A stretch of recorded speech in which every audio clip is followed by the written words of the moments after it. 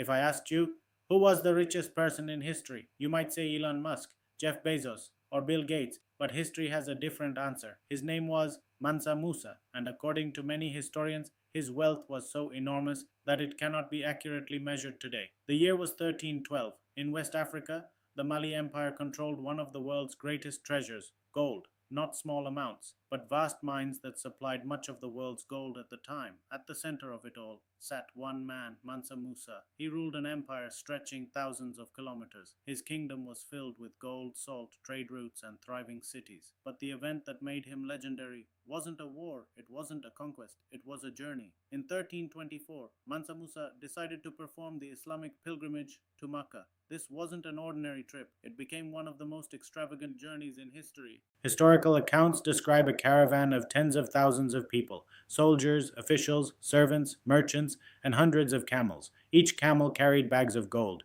As the caravan crossed Africa, people gathered just to witness it. When Mansa Musa reached Cairo, he distributed so much gold to the poor and bought so many goods that the value of gold reportedly fell for years in the region. Imagine being so wealthy that simply spending your money changes an entire economy.